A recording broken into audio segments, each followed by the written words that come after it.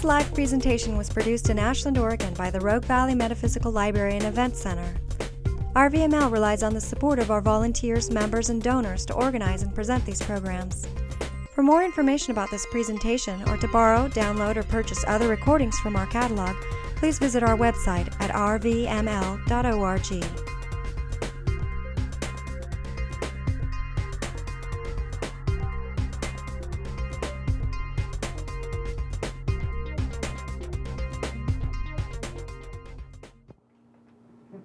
First of all, I have to say that I am so grateful that you came, and it is so exciting to me to see so many people who are interested in shamanism. Yeah, so thank you. When I walked in tonight and there were all these chairs and all these lights, but it was all empty, I thought, oh, wouldn't it be great to fill all the seats? And we're filling the seats. So that's fantastic.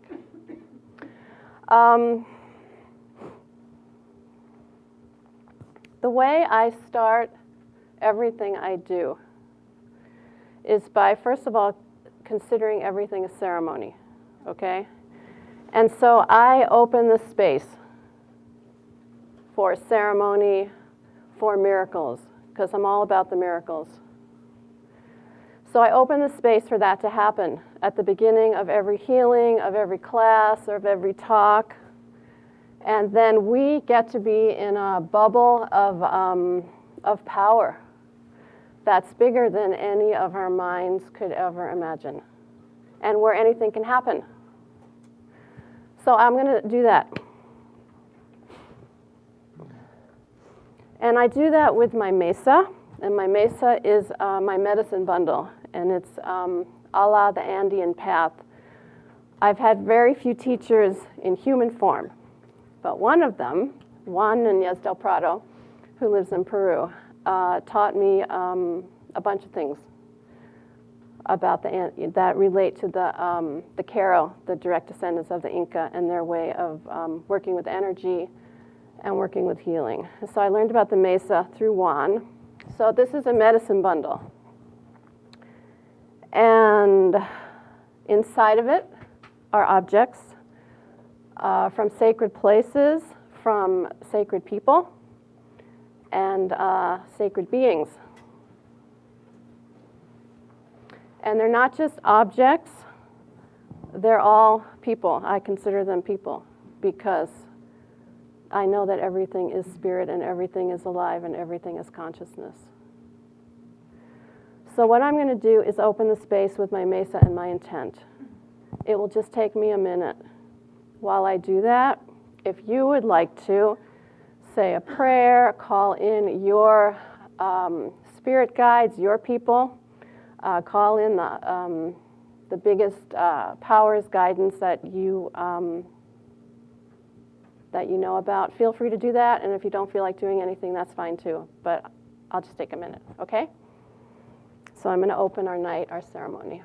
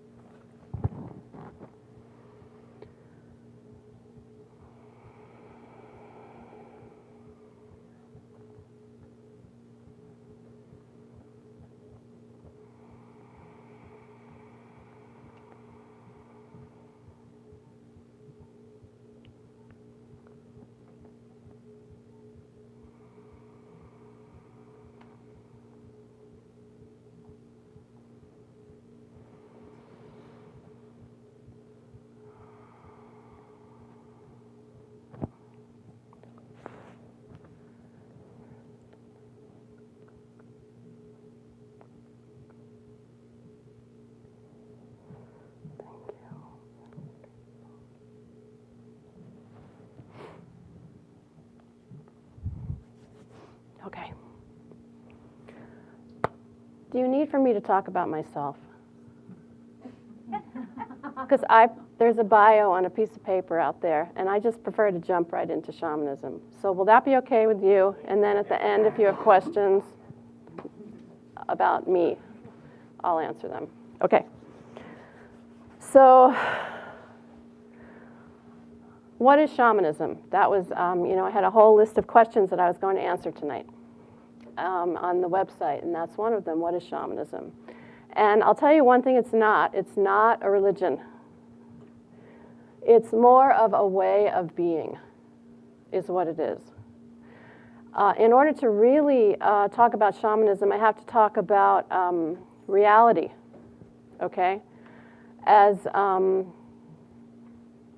like for example, you know, what is the true reality, okay? My son's off in Spain, and he's learning Spanish, and he's doing yoga, and he's going in the water, and he's finding himself, and he's 26. And when I talk to my father, his grandfather, about him, we say, how's Sean doing, blah, blah, blah. Always, my father, who's, I don't know, 70-something, he says, he's got to get back to the real world. You know, he's got to come back to the real world, and I get to say, but I kind of think he is in the real world. And so reality is really, what is that? You know, each of us has bought into a cultural norm, cultural mores. And we each, I don't care how alternative we are, we feed it in some ways. And is that reality? Shamanism would say, if there was a being of shamanism, would say no. There are many realities. That's just what we would call ordinary reality. And even within ordinary realities, there are many other realities that feed into ordinary reality.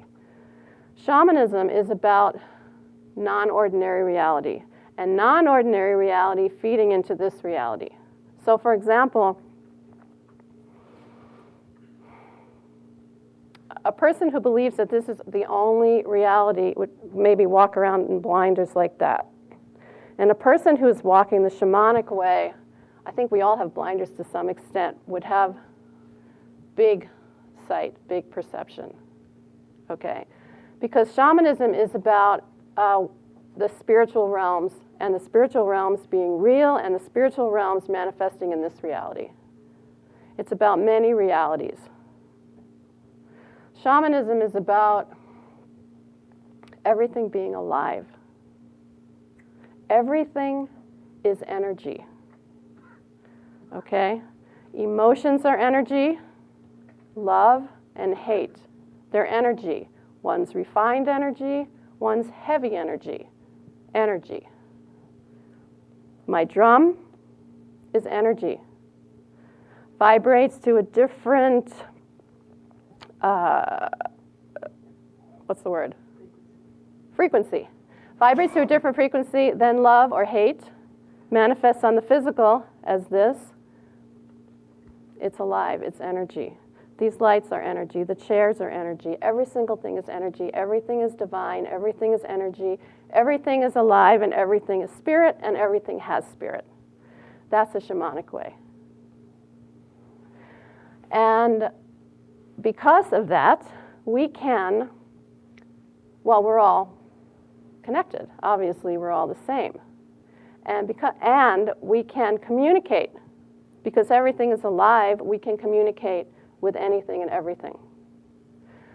And so it might be more common for you to think about, yeah, I took a really great walk and I stood by a tree and I had this really amazing experience with the tree, and I felt like I had a great communication with the tree, and I was talking about my problems to the tree, and I felt like I heard a response. You know, we're more likely to have it be kind of normal, some of us, to communicate in nature, with nature. But then there are, you know, we have our specialists who can communicate with animals. Or, and that's kind of normal to some people. But really we can communicate with anything. I can communicate with my drum. When I made my rattle, which originally did not have duct tape on it, I made the rattle, and then I communicated with the rattle as a whole. I knew why I was putting the garnets inside. I did a healing for the deer and the bamboo, which was growing outside my house. I knew why I was using everything, and I communicated with the rattle. to find out the medicine of the rattle for its use. Okay? That's shamanism.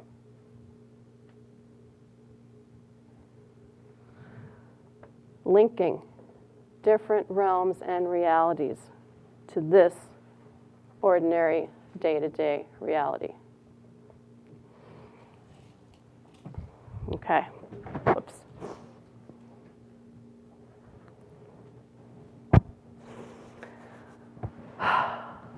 It's a completely experiential way of seeing and living. And I know, and this bugs me, I know that it's put into like the New Age category, but it's so old. It's old, old, old. It's the oldest non-religion, oldest spiritual path, spiritual way on the planet. There are people practicing shamanism all over the globe in their own ways and have been, you know, for a long, long, long, long time. So shamanism isn't any kind of new age thing. It's an old age thing in our time right now. One of the hallmarks and one of the core aspects of shamanism is the shamanic journey, okay? Because, like, how does one communicate with the plants in a really direct way? How does one access info about the rattle? That's really can be clear and direct and experiential. We journey, okay? The shamanic journey is a way of accessing all different realms and realities. And it's not, we don't use, in the kind of shamanism I'm talking about, there's no psychotropic drugs or plants. It's pure natural trance and journey, okay?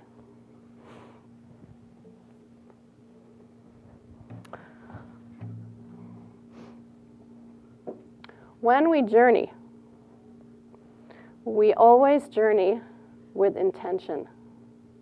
Because of the multitudes of realms and realities, we want to have pure intent because we don't know where we're going to end up. And it's real interesting when you're in the spiritual realms, and people can get sidetracked. But when we have intention, it keeps us solid. It keeps us on track. We're on a purpose. We're on a mission. Okay. And so, another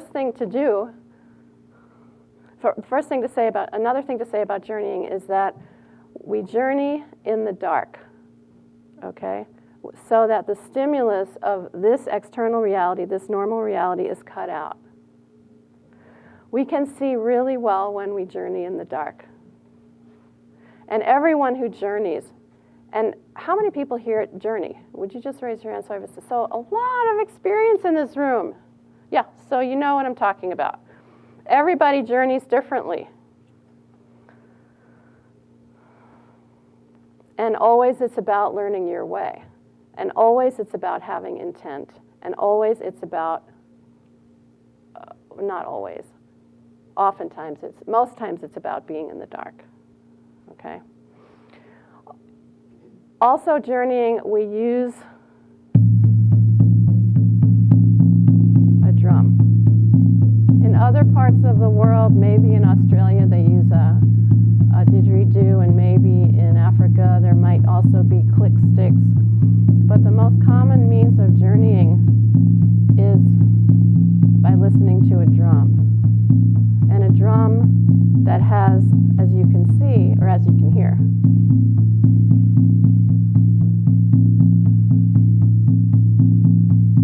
simple, heartbeat, consistent sound. The drum helps us stay grounded because we journey out.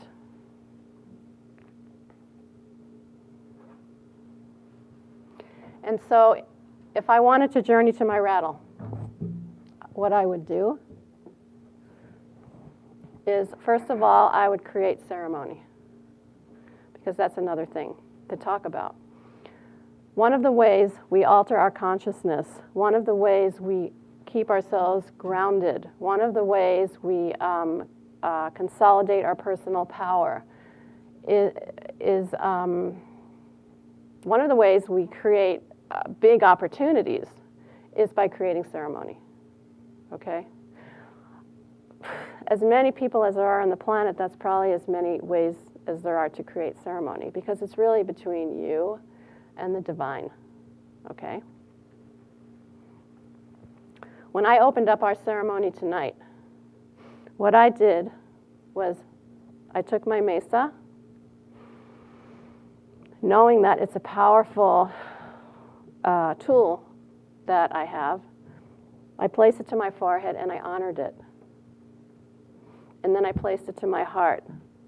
And I breathed out 3 different times, asking the mesa to take my heavy energy, to hollow my bone, so that I could be as pure a vessel as I can possibly be at this moment in time, to say whatever it is I need to say for all of you, and to have whatever needs to happen for all of you to happen.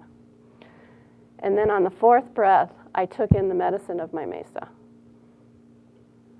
And then I put the mesa up, and I called the spirits of the mesa, and I said, come, come, come, come, kind of saying, come on out, come and be part of this, and do your magic. And they honored the mesa, and I put it down.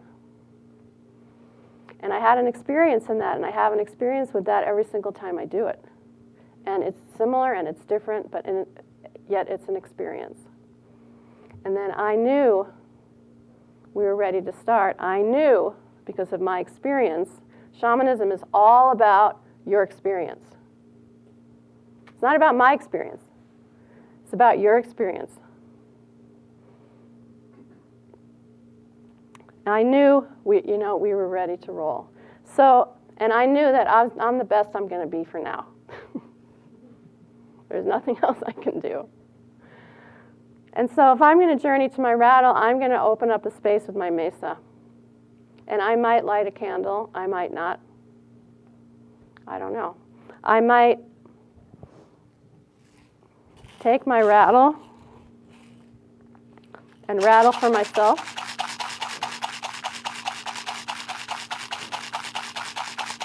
And I would close my eyes with the intention of rattling myself into an altered state. I might do that. I might not.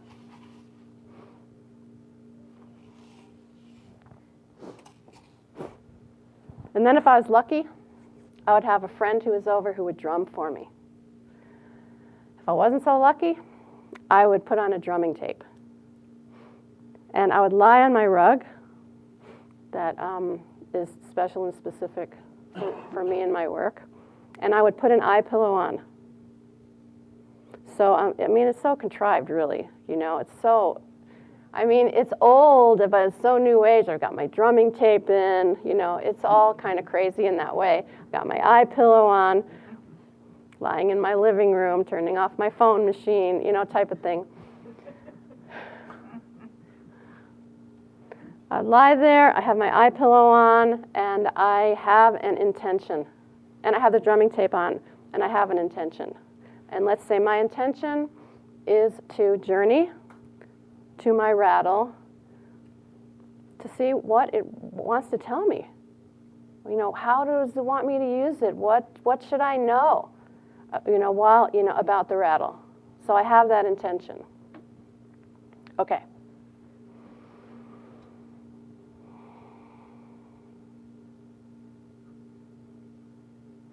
And then the drumming tape will start. Okay, so I'm going to pause this story for a second. There are 3 basic realms or realities in the shamanic tradition, okay? There's the middle world, there's the lower world, and there's the upper world. The middle world is this reality. Anytime in the past or anytime in the future. Do you think a past life would be in the middle world? Anybody? Yes. I agree.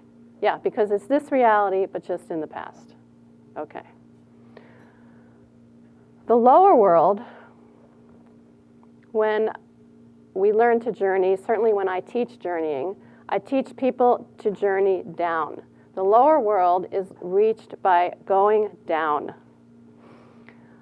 I don't claim to understand it, okay? Like people ask, first of all, people ask the question, oh, lower world, does that mean it's bad? No, because people are so Christianized. Heaven, hell, lower world must be bad. Has nothing to do with that. Nothing. It's just the lower world. It's just like love is refined energy and hate is heavy energy. It's still just energy, just different types. The realms are different realms. They're just different realms. And some are lower and some are higher and some are middle. It's just different types of the same thing. There's no good or bad. You find a lot of heavy energy stuff in any realm sometimes because everything is possible. The lower realm tends to be reached by going down, classically down a tunnel. Has anyone ever had experience with that? Finding themselves moving down a tunnel? Yeah, so you know what I mean, some of you. Okay. Generally speaking, don't take this as dogma by any means. The lower worlds are more classically like this reality, okay?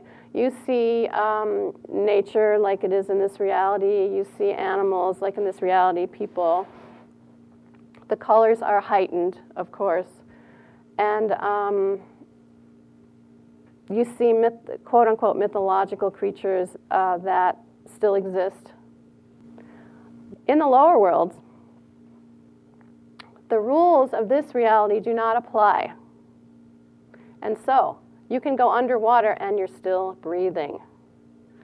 You can fly. The rules of this reality do not apply. Okay, this is all general. Middle, lower. There's not just one lower world. There's worlds within worlds within worlds within worlds. It's never ending. And then there's the upper worlds. Classically, when I teach shamanism, we teach the upper worlds are about going up. It's a little trickier for people sometimes. Lower worlds feel more normal, gravity, go down. Upper worlds, whoa, how am I going to get up? But it works. Upper worlds tend to be, not necessarily, less tangible than middle world, than lower world. You're standing on a cloud and you realize, okay, I'm standing on a cloud. All right. Or a lot of times the colors are more muted. It's just the energy can feel more refined. There's worlds within worlds within worlds of the upper worlds. Okay. I personally consider other planets because in my experience, there's definitely life everywhere. So I consider other planets as part of the middle world reality because it's existing now. But the truth is, all of this stuff about worlds doesn't matter. It matters when you're learning, but in the end, it doesn't really matter. And so, I'm lying on my rug and I've got my eye pillow on and I have my intention to journey to my rattle. How do I know where I'm going to go? I don't. Okay?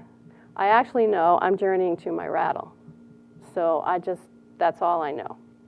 But if I was journeying about my rattle,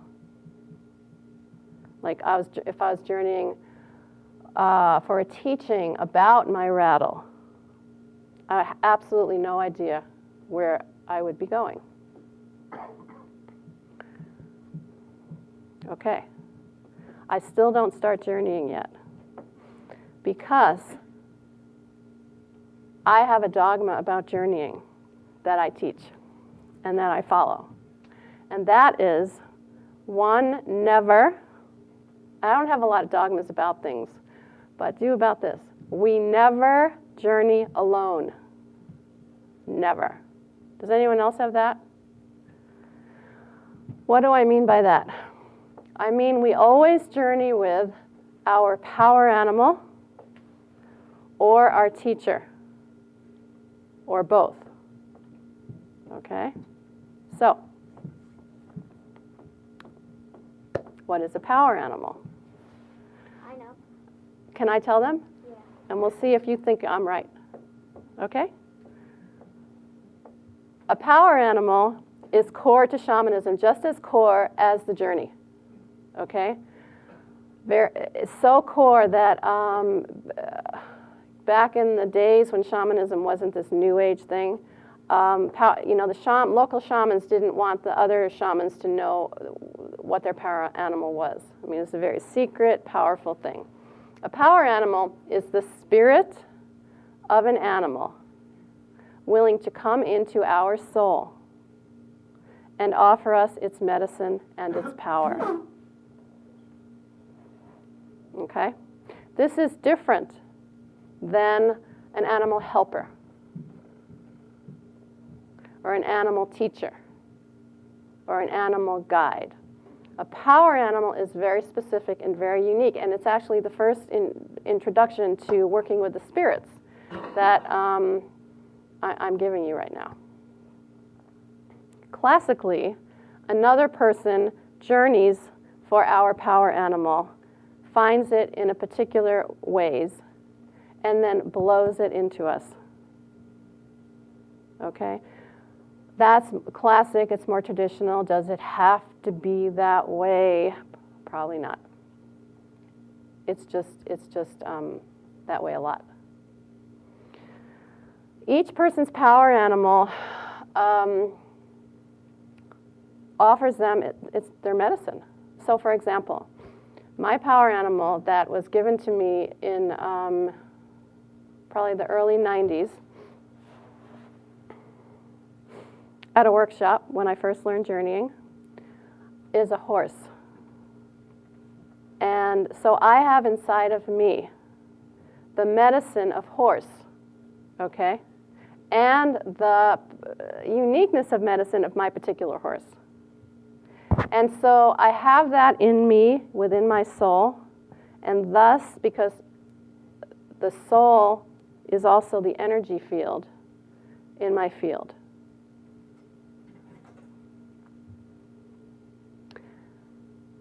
And I always, with the capital A, journey with my power animal, on my power animal actually. And he plays a very important role in every single journey that I take on behalf of someone else or myself.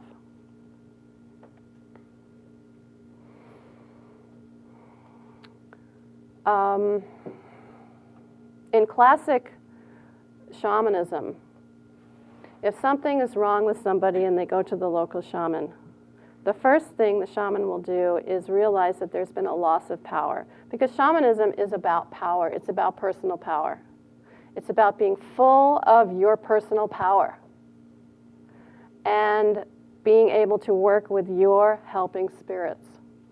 So something's wrong, somebody's lost, or somebody's sick, or somebody's disoriented, or had a bad dream and can't get over it, or whatever, and they go to the local shaman, the first thing the shaman will do is assume that there's been a loss of power somewhere, and the power animal perhaps left, and a new one didn't take its place yet. So a power animal retrieval will happen. It's a restoration of personal power. Everybody, whether we know it or not, no matter what path we walk on the planet, according to the shamanic way, definitely has a power animal. And we see also, if we look around on the planet, so many people, just probably in our families, in our communities, so many people are unhappy, unhealthy, suffering, ill. Well, what we know immediately is that there's been a loss of power. And that loss of power affects their physical form. Shamanism is about working with the spiritual realms, knowing that the spiritual realms play a huge factor in this reality, and bringing teachings and medicine and awareness to the physical form for the benefit of healing. A person who is walking around in a healed state, happy with life, feels good, that person is in their personal power. That person is not suffering loss of power. So we always journey with our power animal, because everyone who journeys in my world when I teach has a power animal. That's the first thing that once you learn how to journey down and journey up, you learn how to do power animal retrievals for one another. And everybody has a power animal. What I found in my work that people who are not necessarily journeyers, who aren't walking the shamanic path in that way, periodically end up having new power animals. Like I'll see somebody, I don't know, I'm making this up, in January, and then maybe I'll see him again in June, and in January I bring him back a power animal, and in June I do the same thing, and it's because they've shifted, their energy shifted, and they need a different type of energy in relationship to their power animal. I found that people who journey as more of a way of life, like I do, tend to keep their same power animal. And maybe another one comes for some reason, but it's not this, there's not a flux about it. Question? How do you determine what the power animal is? Good question. You have an experience. You don't determine anything on your own, because when you journey, you're journeying with your power animal and your teacher, if you have a teacher. I journey with my power animal and my teacher all the time, absolutely. That's just what happens. I don't know where I'm going to end up. And these guys, the power animal, we'll just start with that, forget about my teacher for a second. They're my teachers. The power animal is a teacher, is a helper in the spiritual realms. And so I defer to the power animal. There's a particular way of looking for a power animal, but we don't determine it. It is determined, and we recognize it. We recognize it. And sometimes, all the time, it's exactly right on, I feel. But sometimes, I've seen this in workshops, it's always fascinating to me. I remember this one workshop, 2 best friends were partners during a power animal retrieval. And one woman told this whole amazing story about how it came to be this particular power animal. She was right on. She was high ethics journeying from her heart. And her friend was so angry because she didn't want that power animal. People get attached. They want to have the eagle and they want to have the bear, and then so other ones don't seem to be the right ones. Well, the thing about shamanism is it's not about us. And it's not about our egos. It's about working with the spirits. And it's about navigating non-ordinary realities with the help of our spirit people. Not just on our own. No, never on our own. We don't make decisions on our own. We have knowings, we check in with our teacher. So it's determined, really, and we just play the part of just finding it and doing the right thing. Yeah. The thing about shamanism is when people start journeying and having experiences, they either really get into it or they stop, because it will change your whole life and your whole way of looking at things. It's a big deal, and it's amazing. Okay. So I rattled for myself. I'm lying down. I've got the headphones on, and I've got the drum going, and I'm with my power animal. I have a teacher. I have many teachers in non-ordinary reality who are really as real to me as you are, and very, very, very, very important to me. And one teacher in particular is always with me in the journey, right from the beginning, even before I even started to journey. So I'm with my power animal, and I'm with my teacher. I'm with my intention. I got the drum going on. Now, am I going to journey to the lower world? Am I going to journey to the upper world? Am I going to journey to the middle world? I mean, what am I going to do? I have my intention. My intention gets me where I need to go. Now, how does this all even happen? Well, remember, we're in ceremony. We're in an altered state. We have an intention. If we really knew all the help, if all the help actually manifested through our physical eyes, that is here in our ceremony right now, we would probably all go nuts. We are not supposed to know these things. But what we are supposed to do, I feel, is trust. Choose to trust that it's all happening, because there's a lot of power in the trusting things happen.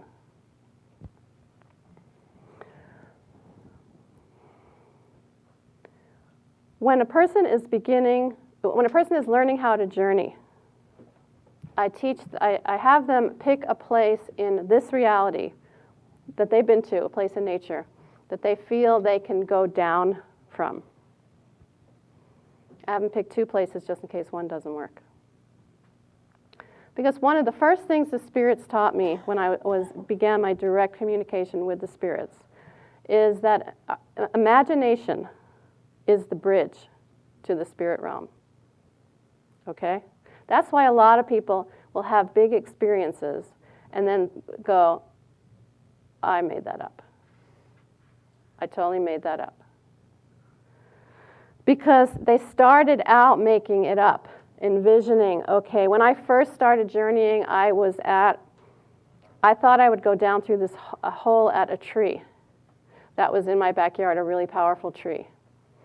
And you know what? I couldn't do it. I couldn't do it. I couldn't make it happen. It wasn't happening. I couldn't do it. And what I ended up doing is going down through a pond at this land where I had lived at before. For me, that was so out of my mind because I'm so not a water person. And I went to the lower worlds through water. The journey has nothing to do with our minds, except when our minds discount our experiences, or except when our minds try to make things happen that they can't make happen because the minds don't fit into the journey. The soul, the spirit, our knowing, that's what fits in with the journey. And so you imagine a place in nature where you feel you can go down from, and you're altered, and the drumming starts, and you're in that place, and then you take action and start to go down. You're making it up. I tell people make the whole thing up. Doesn't matter. Because I know eventually they're not going to be making it up, because I know the making it up, the imagination, is just a bridge.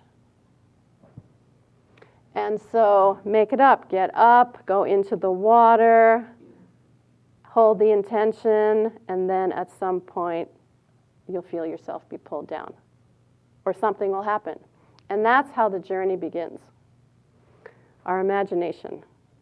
It's the same thing with journeying to the upper realms, finding a place in this reality where you've been, that you feel you can go up from. And then imagining it, and then something takes over. I don't journey that way, though. I teach all that because it's a foundation. It's very important. But the way I journey, and if I'm journeying to my rattle in my little story here, I journey out. I'm set. I have my intention. I'm with my teacher. I'm on my power animal. and then the drumming is happening, and then I just find myself pulled out somewhere. And then I end up somewhere, aware the whole time. This is all about consciousness. And consciously interacting with experiences in other realms and realities, but not on our own, because we always have our best friend, our power animal, and if we're lucky, our other best friend, our teacher. So ultimately, once we know and learn about the lower world and have experience within the lower world, and once we know and have experience with the upper world, when we journey, we can just journey out and end up wherever. And it doesn't really matter. If I was journeying for you and about a question you had, I would do the same preparations. I have the question, I've got my teacher, my power animal, I journey out, have a whole experience. I come back, and I tell you a story.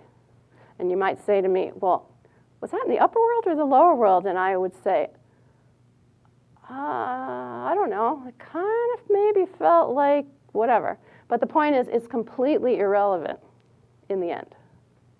In my experience, it's completely irrelevant. When I was first learning how to journey, I went to a drumming group. And the purpose was some journey. We were supposed to journey to the lower world for something. So I was new, and I was doing what I was told, and people were drumming, and I was journeying, and I had my question, and I journeyed down, and I got down to my place, and then I was told, nope, you got to go up. Okay, so then I journeyed up, because that's where the answer was. That's where the teaching was. That's where the medicine was for me about my intention.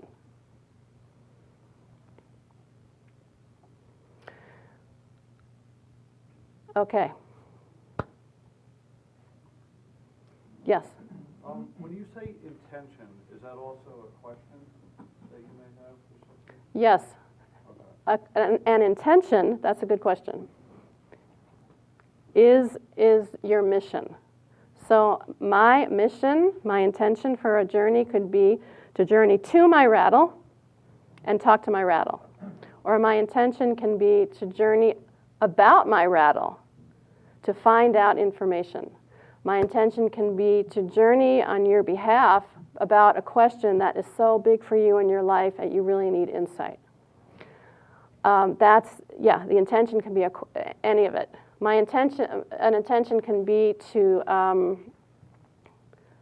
journey into someone's head to find out the source of their headaches.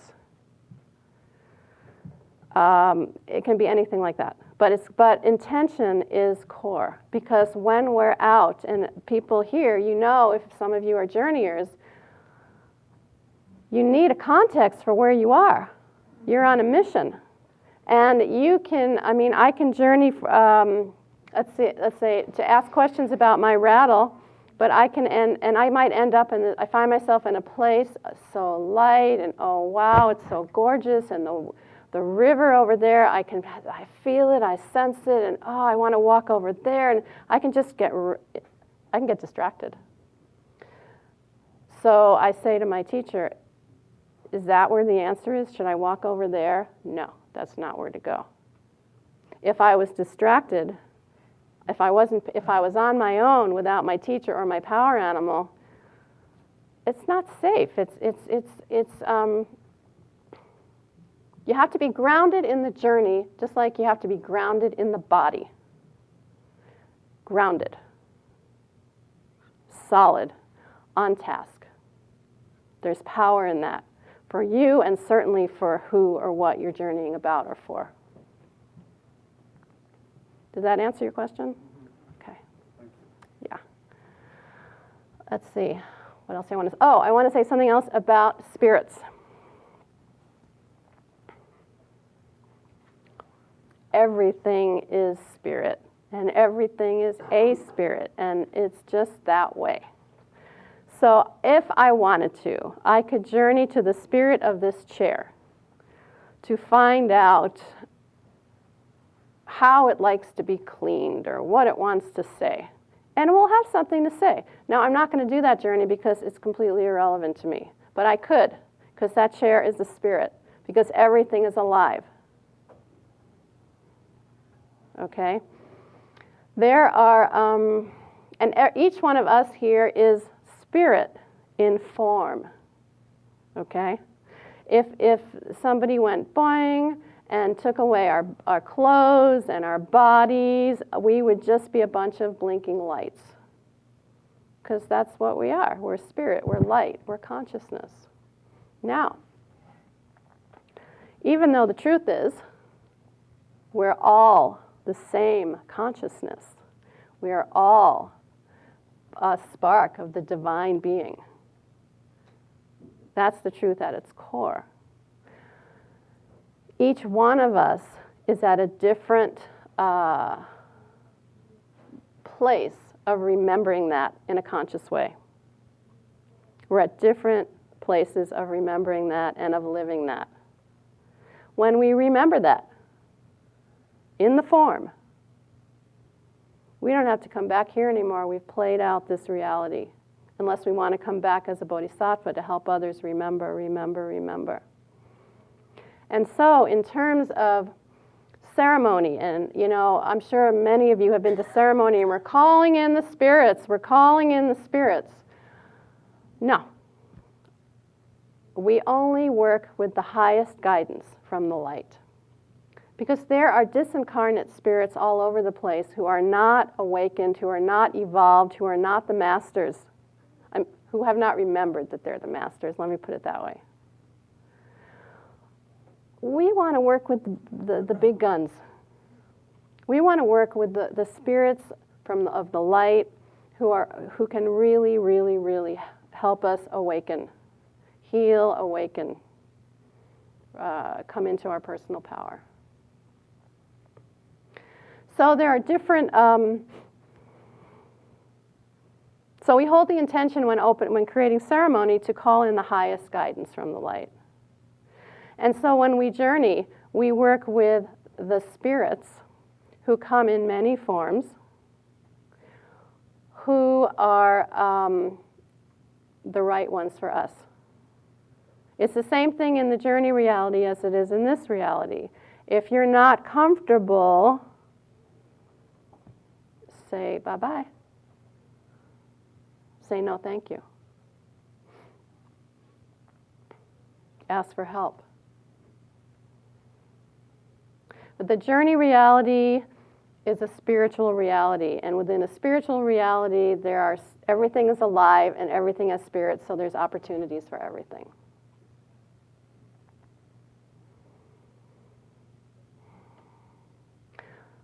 I can journey to my rattle and then find, find that there's a hummingbird. All of a sudden I realize there's a hummingbird on my shoulder. I might say, okay, well, who are you and how come you're here? And I'll get an answer, and that could be a hummingbird coming to me as a helping spirit for this particular journey. Not a power animal, a helping spirit. Feels good. So I work with the hummingbird. Okay, I want to say one more thing before we break. I want to talk about our inner senses, our inner knowings. How do we, see things? How do we know things? When I first started journeying, I thought, because my friend was an artist, she was journeying, I was journeying, she's seeing everything, she's telling me stories, technicolor, wild adventures and stories. And I thought, oh my God, I'm not seeing like that. That's not my way. Maybe I'm doing it wrong. I asked my teacher, he said, are people healing? I said, yes. He said, okay. The technicolors, the big adventures, they're just, unless they're really necessary, they're not necessary. Because if we're journeying on behalf of others, the goal is empowerment, healing. After the break, I'll talk about shamanic healing, and I'll throw out a few things, so there'll be more context for that. So always, when we journey, we have to learn our way of seeing, knowing, feeling, sensing things. And it's different for everybody. And some people are stronger in the like literal hearing mode and colors, bright. And for me, I find that I have this sense of, it's like a see, feel, know kind of thing. I mean, I tell big stories and it sounds like amazing. And, but I know my way of seeing is just my way of seeing, and someone else's stories and way of seeing and knowing are their way of seeing. So the biggest mistake a person can make, which happens all the time, because we're all human, is to compare how we journey to another. The goal is to get really strong in our way, because if you're strong in your way, if you're connected to your power animal, if you're strong with your teacher, if you're solid in yourself, you can journey for me anytime. But if you're wavy and doubting and not trusting and, oh, this happened, but I don't know, and, oh, I thought I saw it, but maybe no. We get strong in our way, and then we're solid in our way, and then we have a lot of power, and the stronger and more solid we become, the more help we tend to get from the spirits on behalf of ourselves and others. Yes? Is it related to the third eye opening up? Are you seeing these things through the third eye, or is it a different? Are you seeing these things through the third eye, or is it different? And the answer is probably, but I don't think about it. Yeah, probably. I mean, it's the inner vision, so the third eye is involved, but there's so much more involved. It's so experiential, and that is a hallmark of shamanism. It's not about a teaching, here's a dogma, and it's all true. No. I'll say whatever I say, now you go have your own experiences, and you might realize, oh yeah, that I totally get what she was saying, or wow, I have such a completely different experience. Whose experience is right? Mine's right, yours is right. It's all right, because it's all our own experience. And it's all real, in my experience. It's all real. Okay, I think I might have, does anyone have a quick question before we break? Okay, yes? Any of this involve soul retrieval or anything like that? I'm going to talk about soul retrieval after the break. Is that okay? Yeah. Yeah, because I want to talk a little bit about shamanic healing and the power of shamanic healing, and that's one of the things that I think is hugely powerful, yeah, and important. My whole trip is healing. It's my way, it's my life, it's what I'm here for, okay? And I always have been, like my son's father, he would call me the question lady. I always have a lot of questions about things. And because I always want to know what the core is. I mean, there's so many things one can know, but what's the core? What's the root? And what I found with shamanism and shamanic healing, which I integrate with hands-on healing and a few other special things, what I found about shamanic healing is that it is core. It is so powerful. The opportunities are unbelievable. So let me talk a little bit about that. Somebody mentioned soul retrieval. So that's its own night to talk about. So I'm going to try to say it short. We are each spirit within soul, within form. Okay? When we are in form, we have our spirit, our light, our consciousness. We have our soul as the container of our light, and then we have the form, the body. Our soul. So spirit and soul, in a certain way, are different.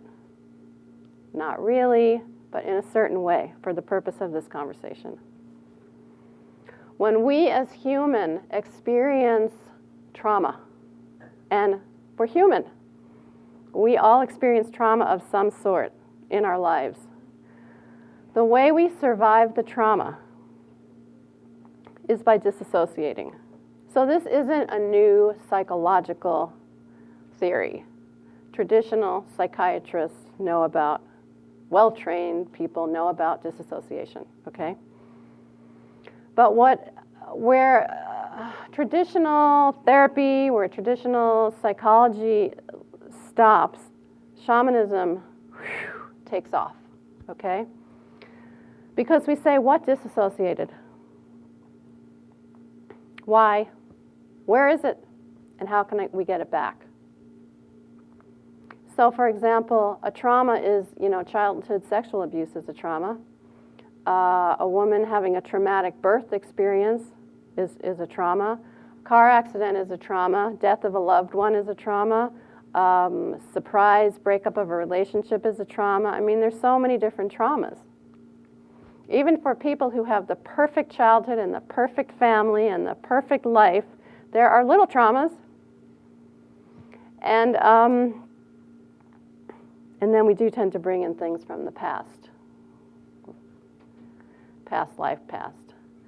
So what happens is, I'm going to tell you just a story, recent story. I was in Spain recently visiting my son, and this young woman befriended me in her late 20s. We went for a walk, and she's telling me this amazing story about herself and her life and what had happened when she was like 19 years old. And I'm hearing her with big ears and big perspective, and I know that this woman is a way powerful being. And so I asked her if she would be interested in a healing. And she was absolutely interested in a healing. So she came to my hotel room. And I did a shamanic healing for her, okay? First, I listened to her story. And then we created an intention for the healing. And then she lay down on my bed, and I lay down next to her. Now, on this particular trip, I didn't bring anything. I didn't bring my mesa. I just was me. So I journeyed. I worked with my imaginary mesa, and I did put something on my eyes, and I heard my imaginary drum. And I journeyed on her behalf. And I did a soul retrieval, and I found, and then I'll come back to it. And then I did this big healing for her and brought back a part of her soul. She had been in a car accident where everything burned. I mean, she had all new skin on her, just maybe 7 or 8 years old, new skin. And in the journey, I found a part of her soul, because she survived the trauma. That's a big trauma. I found a part of her soul, disassociated, saw the accident coming, knew it was going to come, knew it was going to happen, left, and went and hung out by these rocks on the side of the road, thinking, okay, I'll stay here, it'll be okay. Okay. So she had the car accident, severe trauma, burn, everything. And yet that part of her soul that had disassociated so she could survive was still in those rocks. I found that part, spoke with that part, did a healing for that part, non-ordinary reality, brought that part back to her. We bring the part back by blowing. We bring by visualizing, seeing from non-ordinary reality into this reality, and then blowing into the person's soul and crown. She said to me, every single time since that accident, she would drive on that road. A little before the accident, she would always look over to the left at where the rocks were and wonder, why do I keep looking there? She was always drawn there. Why do I keep looking there? Because the accident happened over there. And so she completely related to the story. She completely related to what happened. because part of her soul had been there for, 8 years. Still living as if the accident was about to happen. So a part of her core essence is in another reality, having a whole other experience that is affecting her reality in the present time. Because her intention was about getting on with things. She can't seem to get on with anything. She just gets to a place and she just can't get on with it. So we created a powerful intention that was about the new state of being she wanted to be in. And then in order for that to happen, this soul part had to come back, because that was part of her.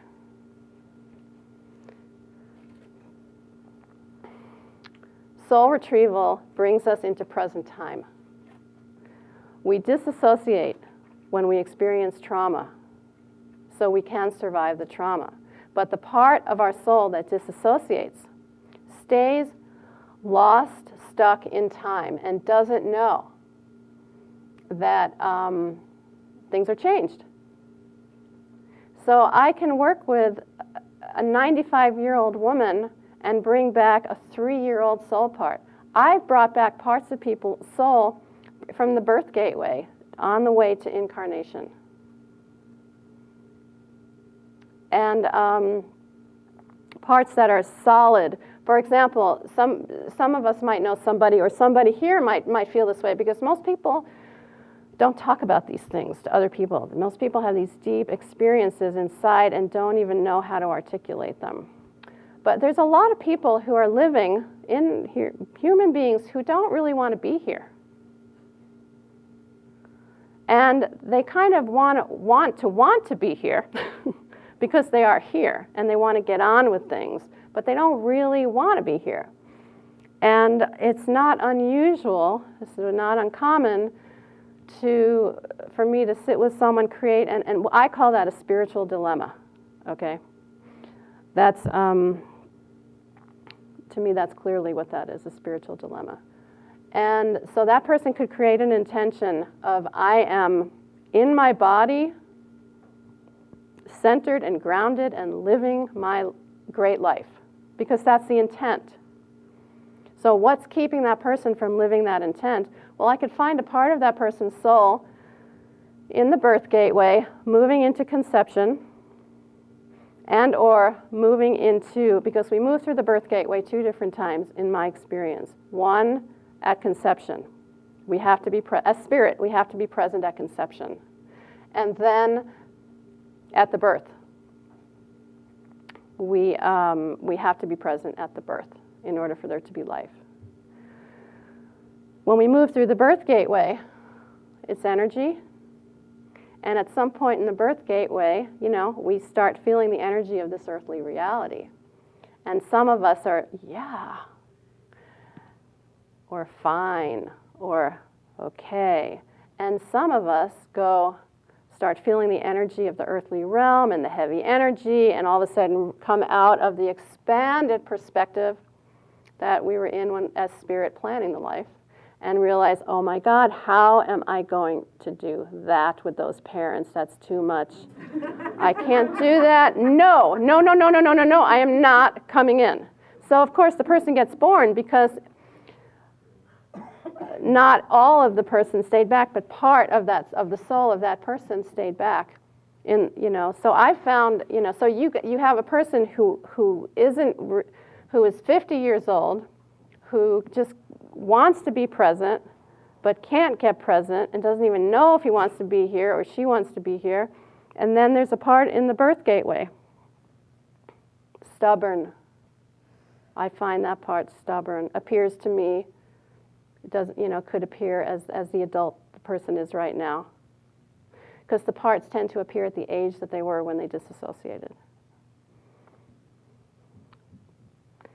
And so-and-so needs you back. No. Okay. Sometimes it's hard to convince the soul part to come back. Sometimes it's easy, like with the soul part that was stuck and hanging out in the rocks, just explaining what happened. And like, oh, yes, she needs me now. I didn't realize, I didn't know. Yes, bring me back to her. But sometimes it's hard. And I know it's my task to bring every part back that I find. And that's one of the great things about always being with my teacher, because when I don't know what to do or to help or to convince, he'll always have something to say or do or something like that. So when that part eventually says, okay, and I bring that part for a healing, and then I bring that part back to that person who's 50 years old, who's back and forth, that person has more of his or her vital essence back.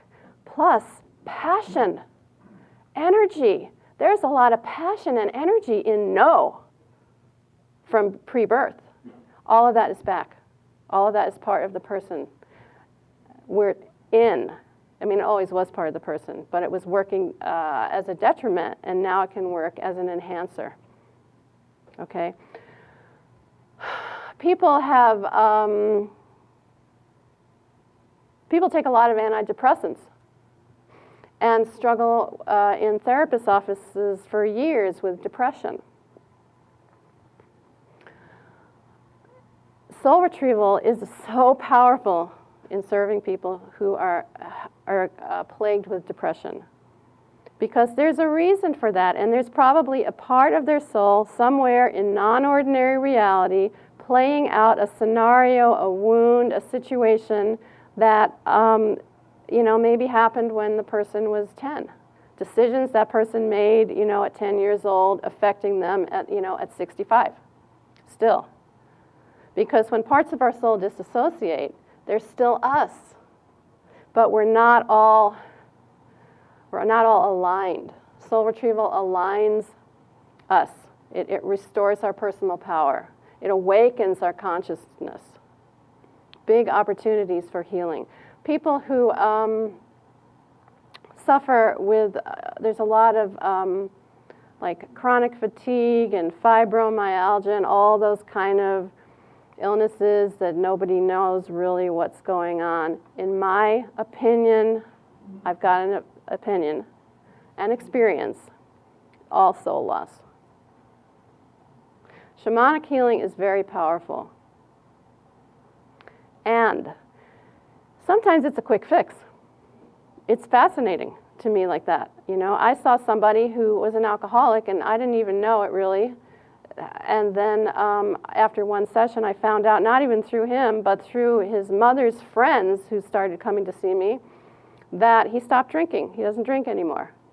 I don't know what happened, but it's the power of ceremony, it's the power of soul retrieval, it's all of it. And so what? That was kind of a quick fix. That was great. He didn't have to do any personal work.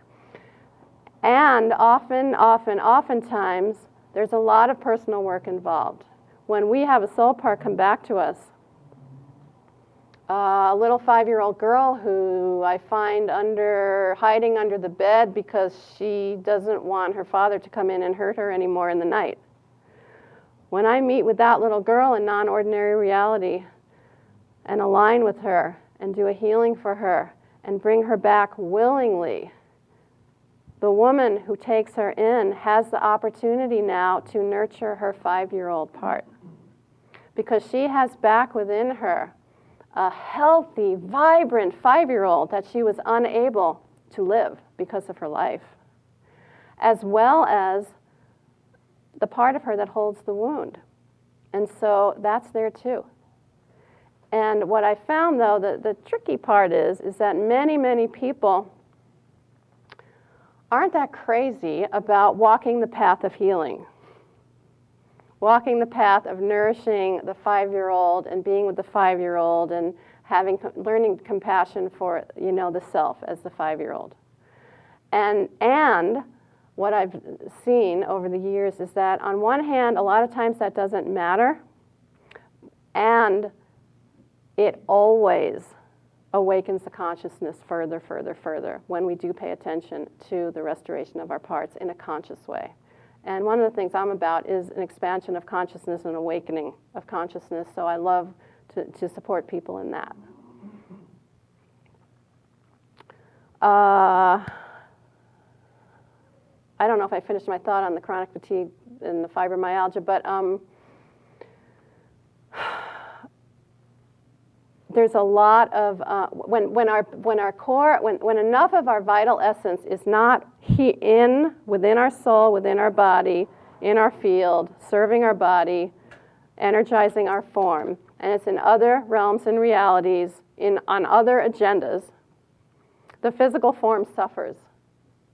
There's not enough energy to feed the form.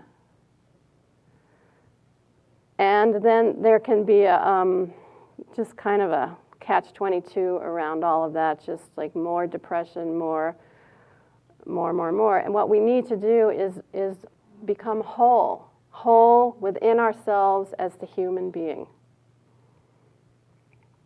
So soul retrieval is very powerful. If you're a person who suffers from depression or has a reoccurring theme that you can't quite get over, if you're spaced out, if you're had a trauma in your life or something happened and everything was great in my life until that happened, I've never gotten over it, those kind of things, it's all soul loss.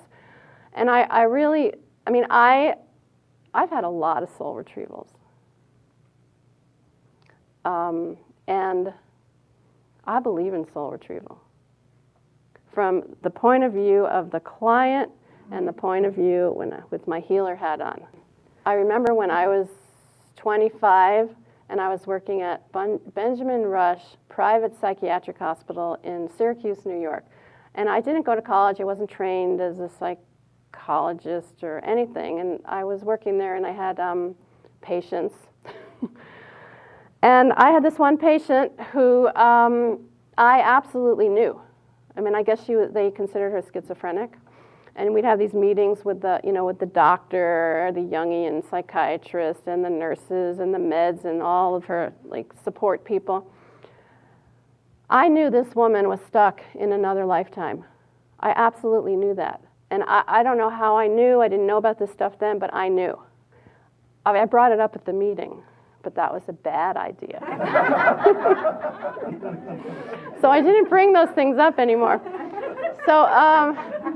Yeah, so people, there's stuff like that. There's like schisms within the soul, and other beings enter. I mean, there's all kind of complex stuff like that. I've run across possession, yeah, and I'll tell you my experience with possession. It's weird, and it tends to happen when people are really hooked into duality. The heaven-hell thing, and really have strong fear and strong guilt embedded with them somehow, some ways. And I've also found that this is the whole thing, about this relates to healing in general, okay? Miracles can always happen. I'm always calling for the miracles. I called for the miracles for us tonight. I'm always asked about the miracles. And the miracle healings in our lifetime, and I don't think it was the same in Jesus' lifetime because people were not so complex. Minds weren't so overdeveloped. But in our lifetime, our minds are very overdeveloped. And a person can want a healing. A person can want the entity to be gone. But not really.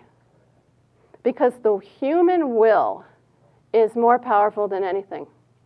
I have really discovered that. And I had this woman, she was, she was in her 60s, and she really taught me that. She was very possessed, and there was a huge healing that happened, and it was unbelievable. And then for the next few days, she felt completely weird, like she didn't know who she was. And of course, she was in an identity crisis because her whole way was identified with having this other being coming through her.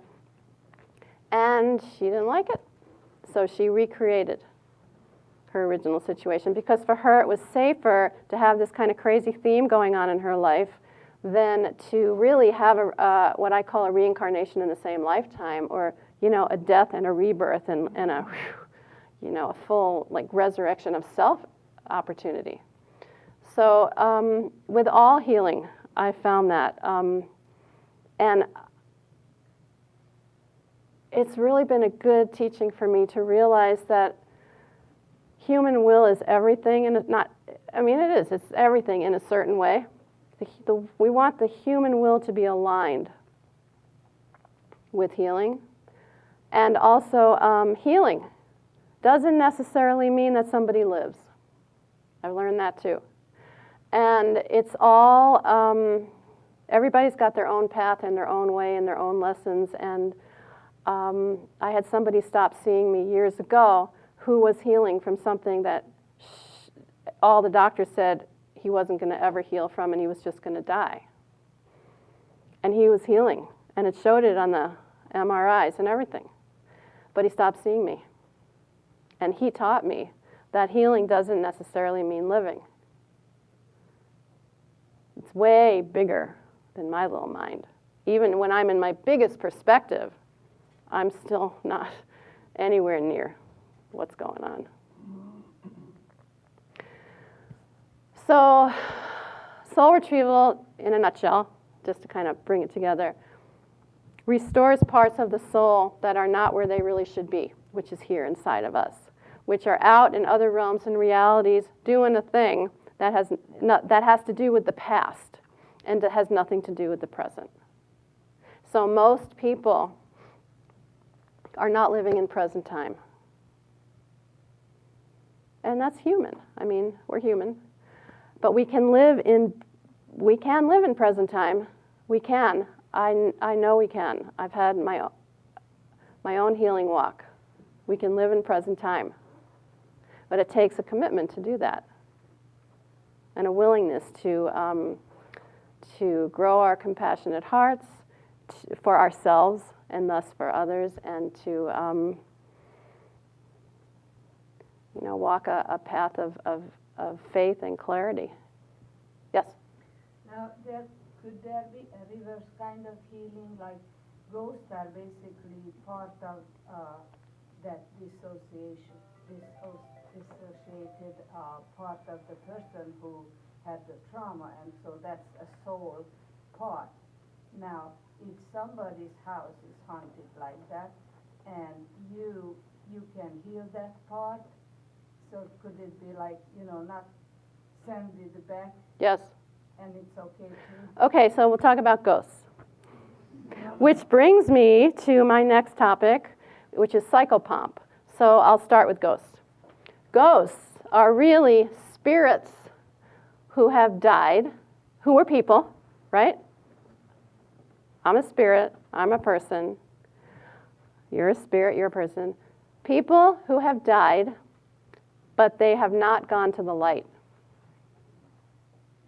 And so they are living in our reality. Some are, tricksters, malevolent. Some are there purposefully. Some, it's really fascinating. I've worked with clearing houses, okay? And coming upon beings who are living in the house and talking through the journey. This is through the shamanic journey.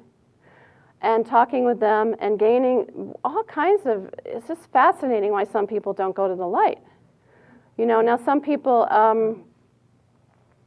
I'm thinking of this one story of this man who didn't go to the light because he felt like he didn't deserve it.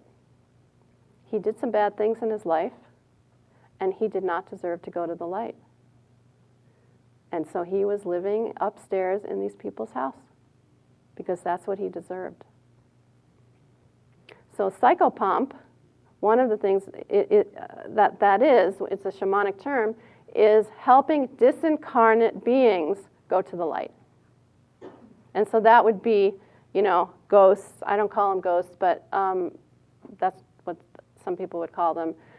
And, and then the ghosts who are like, making people crazy, like opening doors and dropping things and doing all that kind of stuff, they're definitely not a high level of consciousness.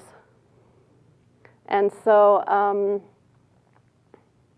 and they also don't belong in this reality. They belong in the light. So sometimes it's real easy to assist someone to the light, and sometimes it's more difficult. But always it is important to do it if you come upon a disincarnate being. Some, you know, all right, here's something crazy that can happen.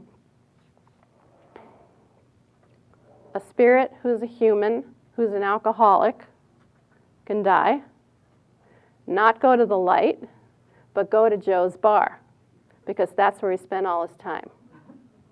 Okay, so okay. But then what can happen is Mary Lou, who's 35, has a totally, and you know, barely drinks, has a terrible, terrible traumatic day. And she goes into Joe's bar because she just really wants to sit and have a beer. And because she had such a terrible day, her energy field is all chaotic. It's not just smooth around her. It's just, and this spirit who's hanging out in Joe's bar is drawn to her light, lodges into her field, and then Mary Jo becomes an alcoholic. And nobody gets it. How did that happen? And so the goal is, you know, obviously the shamanic way would be to journey to her, to see, to explore, to check out. Oh, there you go. You find Joe. Oh, well, not Joe, but whatever his name is. And then, okay, then that guy you have to encourage him to go to the light, do a healing for Mary Jo, and then everybody's fine. But all these things that happen that are kooky, and I mean, everything that happens in this reality happened in the energetic realms first. Question? How is it that a person can steal your power, like your fire? I feel like my fire has been stolen. Okay. And I can't get it back. Okay. How can a person steal your power? The first thing I want to say is there are no victims. Okay? No victims. I was a victim of childhood sexual abuse. I was a victim. Okay? Now that goes against what I just said.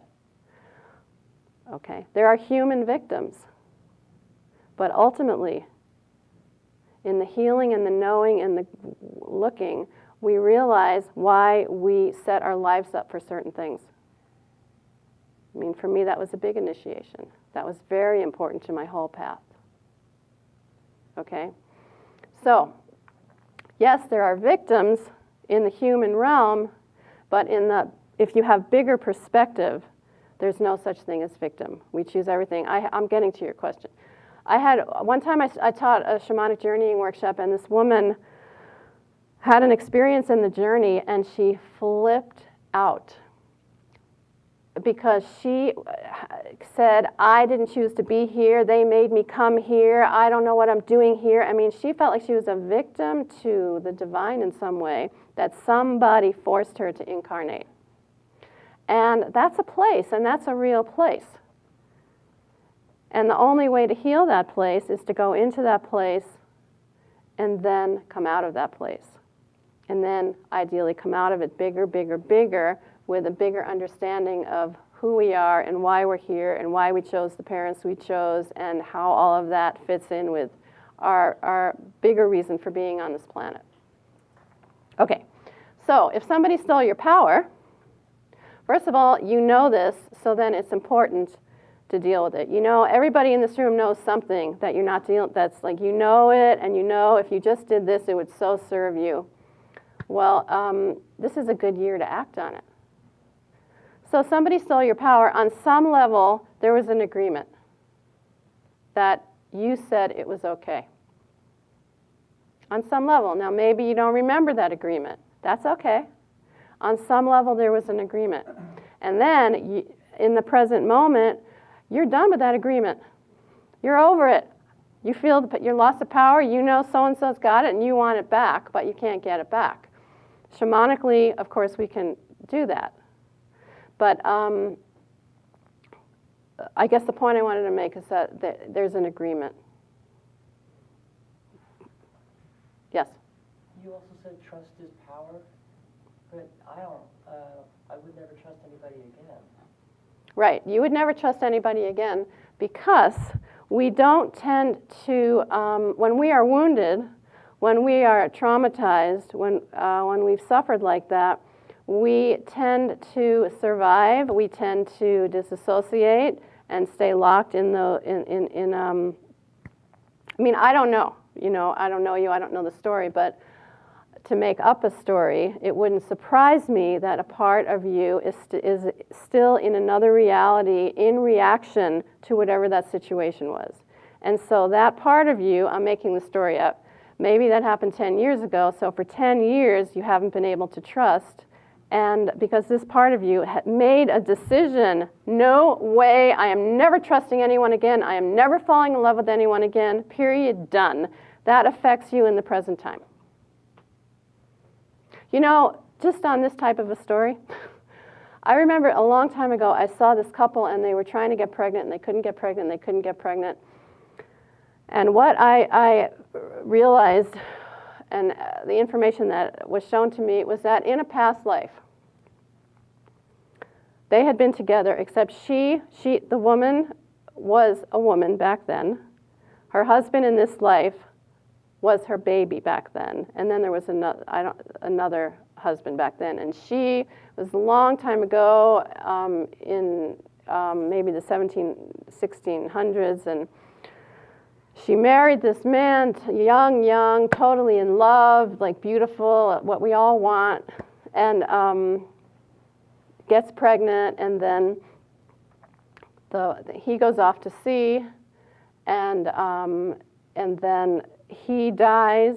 The love of her life dies, but she's pregnant, so she has the baby, and then she was just full of grief, and so she couldn't even nourish her baby, and then her baby dies, and she just made these vows. I will never get pregnant again. I will never do that again. And that vow was affecting her in this present reality. And that's a form of soul loss, really.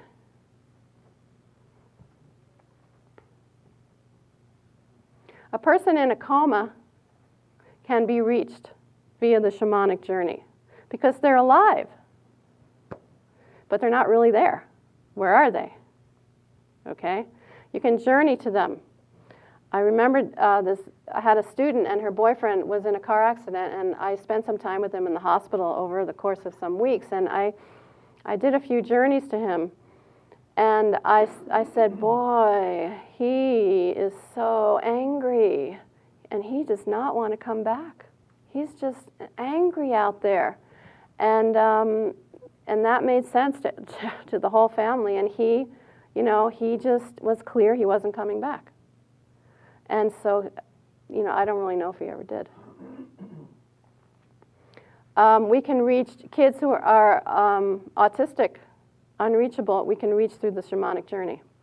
I mean, we can reach anyone through the shamanic journey. Anyone, anything. Everything there is to know, we can access it through the journey. Everything there ever was, we can access through the journey.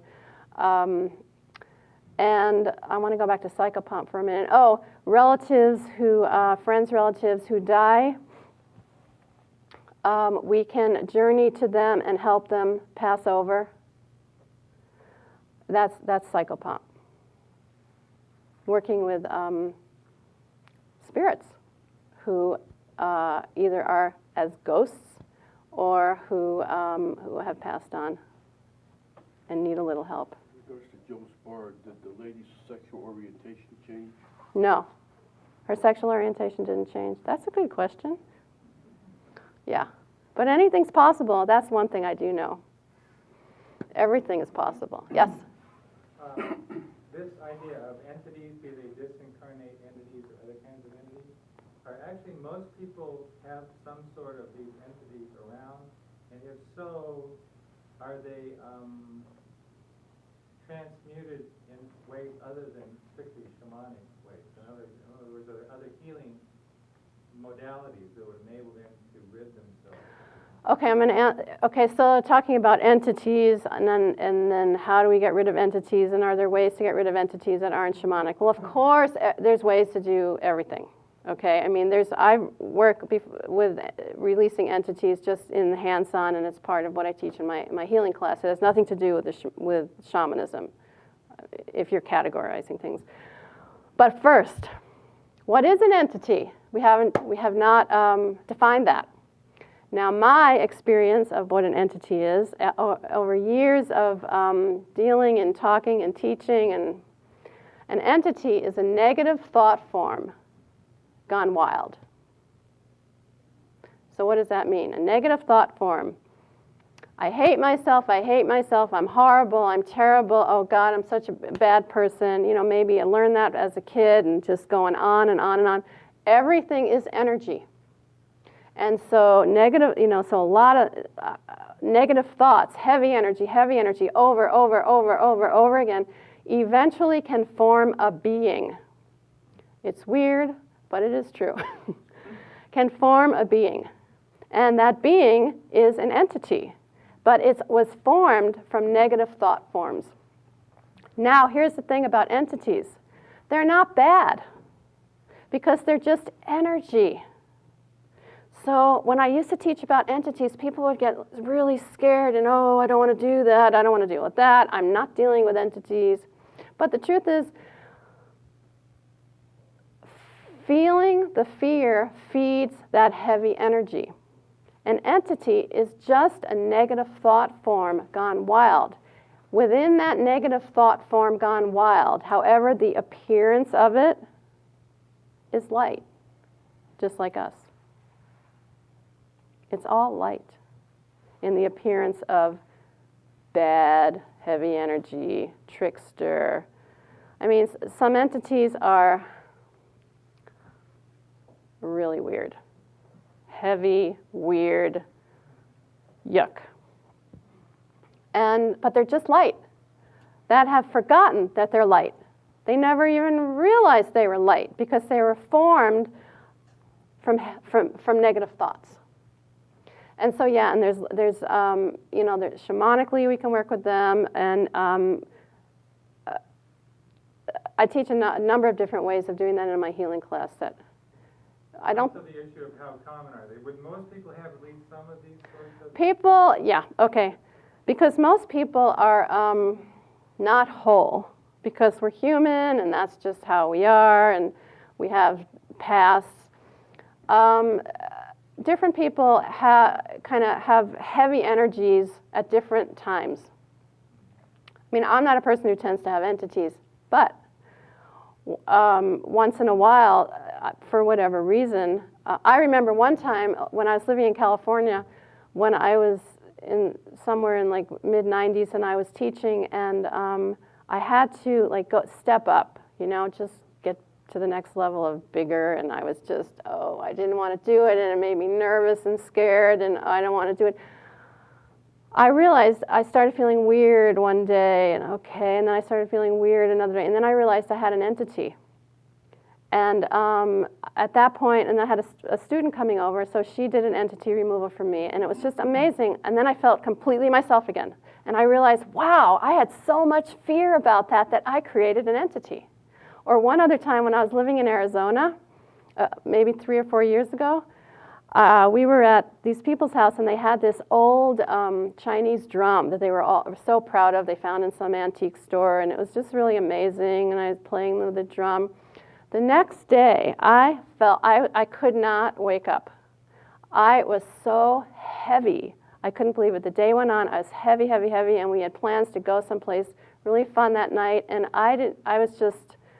I knew I had picked up an entity or something, so I went upstairs to the healing room, and I lay on my table, and I opened my ceremony, and I called on my people, and I asked for a healing. And, and I asked that entity just be taken to the light. And then I fell asleep, and I woke up, and I felt great. I was totally fine. So, but just remember, it's heavy energy gone wild. Nothing more. So we deal with entities from our compassionate hearts. Otherwise, we're dealing with them from our fear, and that feeds them. And we want to free them. Thank you. Yes? I just need clarity on this. The source of entities is negative thought, multiple negative thought forms coalesced into.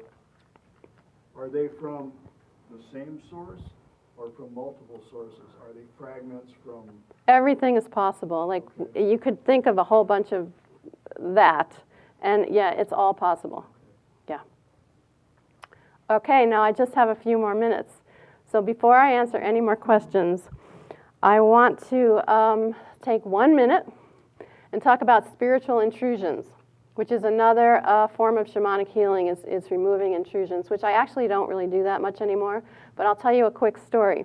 Somewhere in the 90s when I was in California, I had a student. She came for a healing. She came for a soul retrieval. I laid down to journey for her, but I realized I couldn't journey for her because in her head, there was like a hive of bees.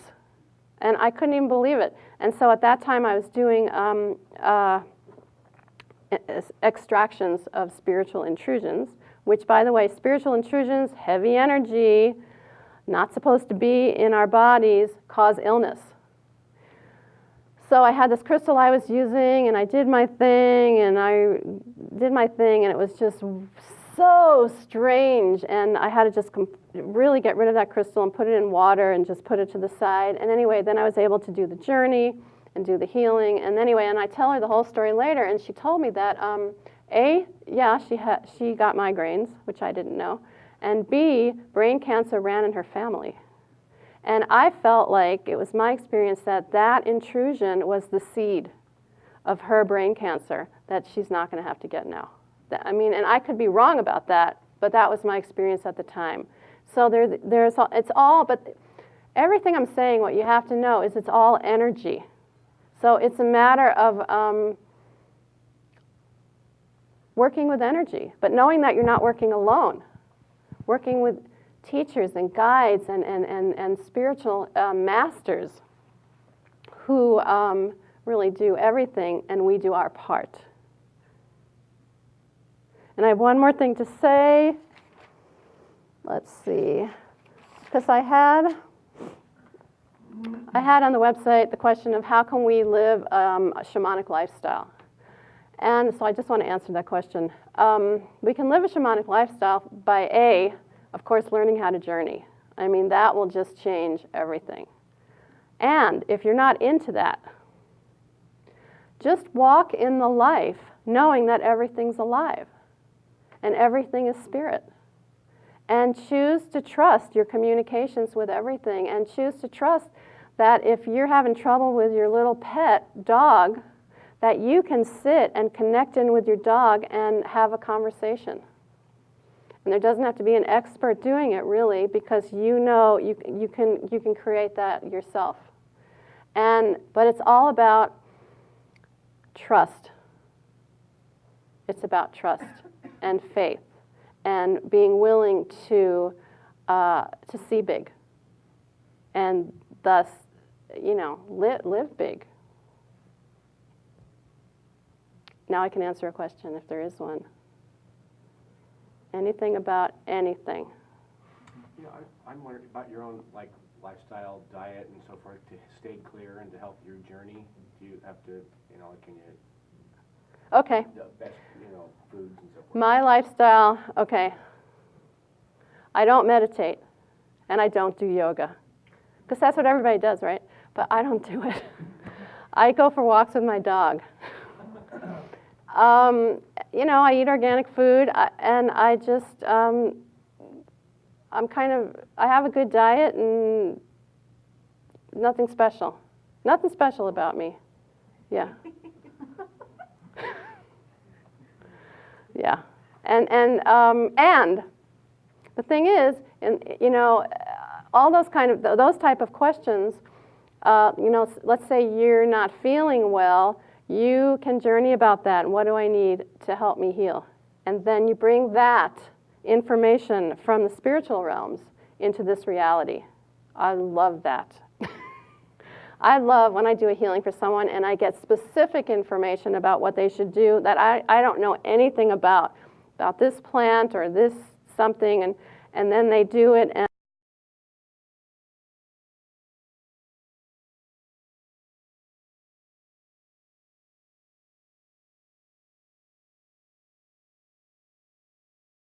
it, you know, it shifts everything. Yeah, but the power of living in the shamanic way and knowing that there are multi-realities and working with your teachers and guides is that we bring information, guidance, wisdom from other realms and realities into this one. That's where the power is. And then things change. It's all about getting results, really. Yes? But just like my clarification on, in the world of channeling, you refer to entities and consciousness as well. But an entity in that world is not the same as what you're describing. Right. It's a different use of the word. Yeah, I use the word entity to mean what I was talking about. Right. Yeah. Yeah, that was good. Thank you. Didn't want anybody to get confused. Thank you. Anybody else? I think entities sometimes are earthbound spirits. How do you feel about Yes. They're sometimes referred to as earthbound spirits. Wait one sec. Entities are earthbound spirits. Yeah. Yeah, they're sometimes referred to Earthbound spirits entities. are Yeah. referred to as entities. Exactly. Almost anything, really. Right. So there, yeah, and that's one thing I didn't say too. There's earthbound entities, which we would call ghosts, and then there's the heavy energy gone wild entities, which we would call, what do we call them?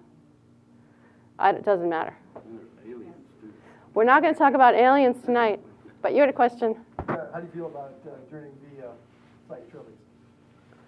It's not my way. But I want to say one quick thing about that. Yeah, it's not my way. And I have seen a number of people for healings who walk that way periodically. And it's just a concern to me, the integration of that way. What I've seen a lot of is people, I mean, everybody wants to wake up and wake up and wake up, and you know, so the psychotropic drugs and the ceremonies are big deals, and all of that, and you have these huge experiences, and what concerns me is that I found that for many people, not all people certainly, it's hard for them to integrate their experiences into this reality and then walk it, so there's kind of a little dependency upon, it's like that's their spiritual thing, but they don't take that and just bring it in the day-to-day. Every day, every second is a spiritual thing, the way I see it. So, yeah. Thank you. Yes? Just to follow up on that, my experience has been with working with people in that situation is that oftentimes I call them trap doors. It opens trap doors that they're not ready to work with yet, and so it's like shortcutting. Mm-hmm. And it can just create a whole mayhem of situations that had they just, taken the baby steps and, Yeah. You know what? I intersess Vision Quest every summer for a week. And this past year, we were sitting in the teepee. I don't even know if it was at Quest, if it was maybe a pre-Quest meeting, because we have a couple of pre-Quest meetings. And this great guy, I think like 27 years old, from the Bay Area, he is someone who explores in the different psychotropics and ecstasy, and it's just like part of his world. But he was, in our quest, where we don't do any of that. And he said that in the teepee, and in front of all of us, probably about 30 of us, he said he's never gotten as high as he's gotten with us on any drugs. And there's something to be said by going the more maybe the baby step way. Yeah, like you said. But some shamans in the South America who train shamans might use peyote or something, but that's under the guidance of the shaman. So Right. that is a different thing than somebody has their own experiment with it and cannot integrate it into their whole. Right, but absolutely that is so. And I've seen people who have been in ceremonies with these shamans who've come to town, who are wonderful. It's all wonderful, but a lot of times people cannot integrate those experiences in the day-to-day. And so that can be hard. Overall, what kind of benefits does a person receive when they got her soul retrieval, they're complete and whole? What kind of benefits does a person receive when they have a soul retrieval? Do they experience higher consciousness, more love, or more Okay. something? Well, has anyone here ever had experienced a soul retrieval? Okay, just throw out words. Just Life. say, what'd you say? Life. Experience life? What else? You have a life. You have a life now. Yeah. Balance. Balance. What else? Wholeness. Excuse me? Wholeness. Wholeness. Completeness. Completeness. Awareness. Clarity. Awareness. Is that okay? And you said something about body gets better too. Health. Physical. Health. Physical health can absolutely happen. Yes. So we're going to have to wrap it up, but don't leave yet, because here's the thing. We opened our ceremony, and so we have to close it. So before I close it, let me just say thank you, thank you, thank you, thank you.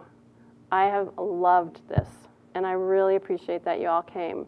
If you're interested in anything I'm up to, please put your email down so I can read it.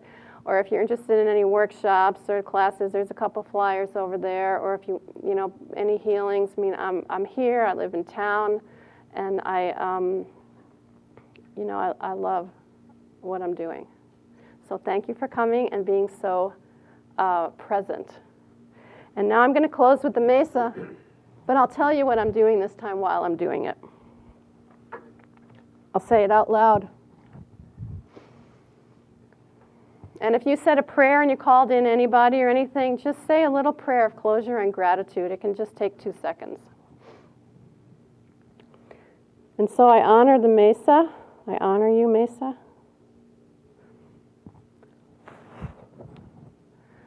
And I say, spirits of the mesa, come, come, come. Spirits of the mesa, come. Calling them back. And then I honor my mesa.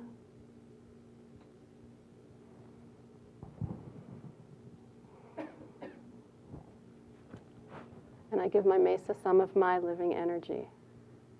There's more to a mesa than what you experienced today. So that's for another time. Thank you.